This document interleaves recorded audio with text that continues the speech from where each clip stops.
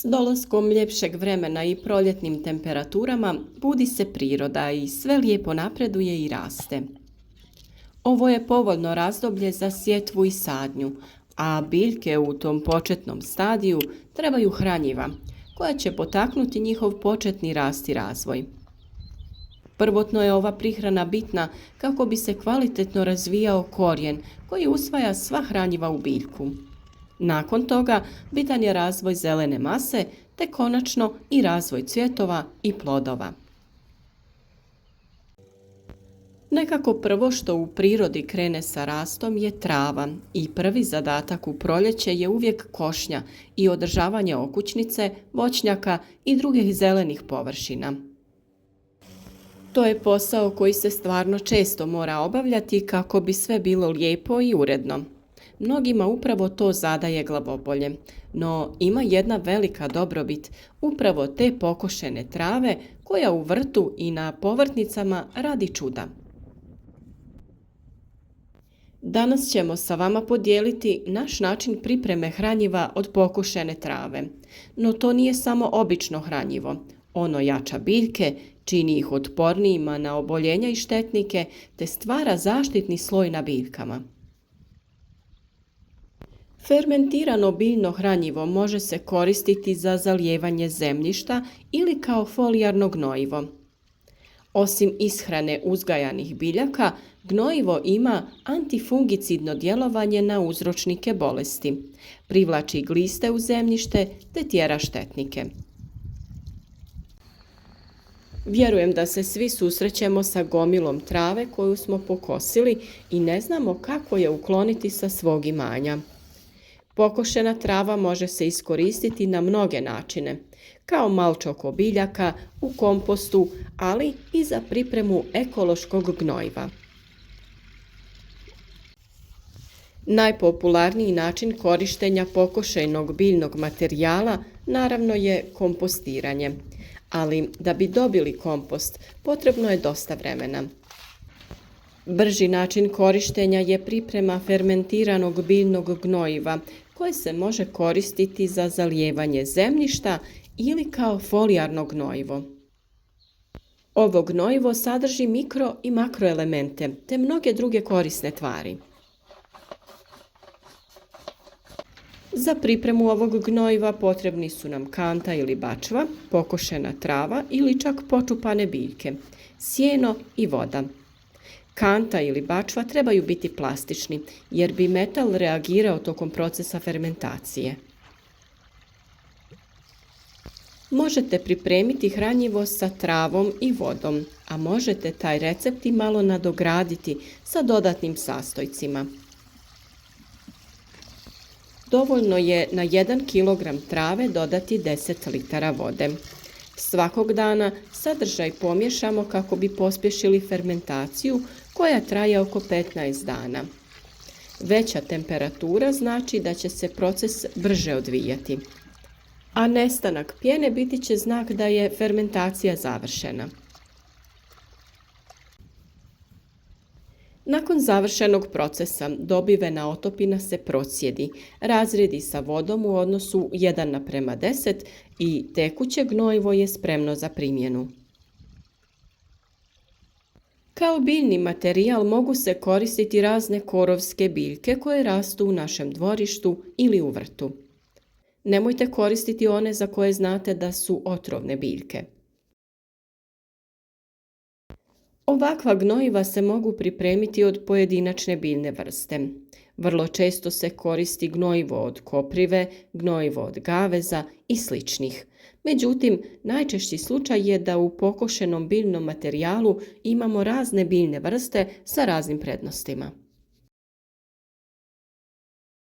Ako ne koristite samo pokošenu travu, tu drugu biljnu masu potrebno je usitniti na dužinu od 10 do 15 cm kako bi se fermentacija odvijala brže.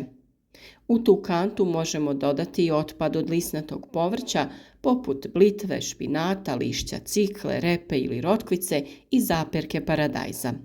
Nemojte dodavati korijenje ili neki drugi otpad koji bi utjecao na proces fermentacije i kvalitetu hranjiva.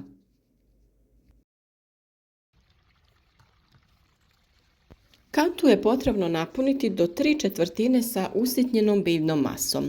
A kako bi ubrzali proces fermentacije, možete i dodati rukohvat osušenog sjena. Nakon toga, sadržaj u kanti potrebno je preliti vodom i biljna masa mora biti potpuno prekrivena.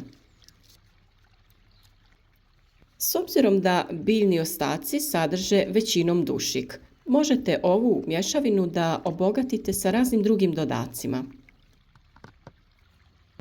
Možete dodati i manju količinu pepela od drveta kako bi se poboljšale karakteristike gnojiva. Na kantu od 10 litara možete dodati oko kilogram pepela. Pepeo je vrlo korisna komponenta, bilo da se sam dodaje u tlo ili se dodaje u kompost ili u ovakvo tečno hranjivo. On sadrži razne makro i mikroelemente od kojih se najviše ističu upravo fosfor i kalij. S obzirom da hranjiva koja se prave od trave i drugih listova biljaka, kao što sam rekla, ona sadrže najveći udio dušika i kako bi se to izbalansiralo, najjednostavnije je dodati upravo pepeo. Kada krenu dozrijevati prvi plodovi, često se susrećemo sa pojavom vršne truleži plodova. Ta pojava je naime uzrokovana nedostatkom kalcija.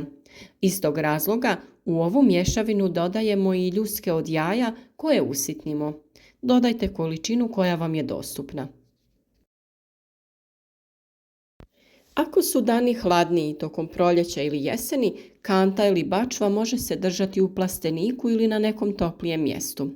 Proces fermentacije traje od 3 do 14 dana, ovisno o vremenskim uslovima. Što je toplije, fermentacija se odvija brže. Kvaliteta fermentiranog gnojiva zavisiti će od biljnih vrsta koje smo sakupili. Kao što sam rekla, budući da je osnova ovog gnojiva zelena biljna masa, u sadržaju hranjivih elemenata prevladava dušik. Ovisno koje smo biljke stavili da fermentiraju, možemo utjecati na sadržaj hranjivih elemenata. Tako će gnojivo u kojem je više gaveza biti bogato kalijem. Da bi ubrzali sam proces fermentacije, u kantu sa sadržajem možemo staviti malo šećera ili kvasac. Kvasac je inače jako korisno hranjivo za biljke, pogotovo u ovom početnom stadiju razvoja. O toj temi imate poseban video na našem kanalu. Fermentirano gnojivo je gotovo kada se sadržaj u kanti prestane pjeniti. Potrebno ga je procijediti i razblažiti sa vodom, ovisno od načina primjene. Ako gnojivo koristimo za zalijevanje zemljišta, tada je omjer sa vodom 1:10. A ukoliko gnojivo koristimo kao folijarnu prihranu, to jest prskanjem preko lista, tada je omjer 1:20. To znači da 1 litru ovog hranjiva razrijedimo sa 20 litara vode. Ovo gnojivo, osim što sadrži makro i mikroelemente, vitamine i mnoge druge korisne tvari, djeluje i kao biostimulator. Mnogi štetnici izbjegavaju vrtove i cvijeće zaliveno sa ovako pripremljenim gnojivom zbog njegovog mirisa. Primjenom gnojiva privući ćete gliste u vrt i njihov broj će se povećati. Poboljšava se imunitet tretiranih biljaka, poboljšava se mikroflora zemljišta. Gnojivo ima i antifungicidno djelovanje jer na površini tretirane biljke formira film koji je bazan i nepovoljan za razvoj mnogih patogena i gljivica. Fermentirano biljno gnojivo daje najbolje rezultate kod gnojidbe povrća, cvijeća i jagodičastog voća. Ne treba ga koristiti za gnojidbu biljnih vrsta koje traže kiselo zemljište zbog osobina gnojiva da povećava alkalnost. Nakon što ste ovo hranjivo procijedili, sve biljne ostatke odnesite na kompost kako bi se dalje razlagalo i doprinijelo kvaliteti komposta koji ćete kasnije dodavati u vrt. Korištenje pokošene trave kao malča je jednostavna, ali vrlo učinkovita metoda za suzbijanje korova, zadržavanje vlage u tlu i reguliranje temperature tla. Ova prirodna barijera može spriječiti klijanje sjemena korova i smanjiti gubitak vode zbog ispiranja, čime se održava razina vlage u tlu. Kako se pokošena trava razgrađuje, otpušta dušik i druge esencijalne hranjive tvari, stvarajući sporo oslobađajuće gnojivo koje hrani biljke tokom vremena. Nakon svake košnje dodaje se novi sloj. Stavljanje pokošene trave izravno na tlo može značajno poboljšati strukturu tla, osobito u pjeskovitim tlima koja se bore sa zadržavanjem hranjivih tvari i vode. Ova praksa povećava sadržaj organske tvari, poboljšavajući sposobnost tla da zadrži vlagu i hranjive tvari, što zauzvrat podržava snažniji rast biljaka. Dodatno, prisutnost organske tvari potiče aktivnost glista i korisnih mikroba, dodatno obogaćujući tlo. Kada poberete vaše biljke iz vrta, nikako nije dobro ostaviti tlo ogoljenim i u tom slučaju odlično će vam poslužiti malč od trave. Pokošena trava izvrstan je dodatak kompostnoj hrpi. Nudi bogat izvor dušika koji pomaže uravnotežiti materijale bogate ugljikom poput lišća i slame. Ova ravnoteža je ključna za održavanje zdravog procesa kompostiranja, potičući razmnožavanje korisnih mikroorganizama koji razgrađuju organsku tvar. Kako biste spriječili da kompost postane pretjerano vlažan i anaeroban, važno je dobro promiješati travu sa ostalim materijalom i redovito okretati hrpu kako biste osigurali prozračnost. Vjerujem da su svi ovi savjeti bili korisni i da ćete ih od sada uvijek primjenjivati. Naš rad podržite sa like, podijelite video sa prijateljima i bacite se na posao. Sutra se družimo uz novi video savjet. Lijep pozdrav!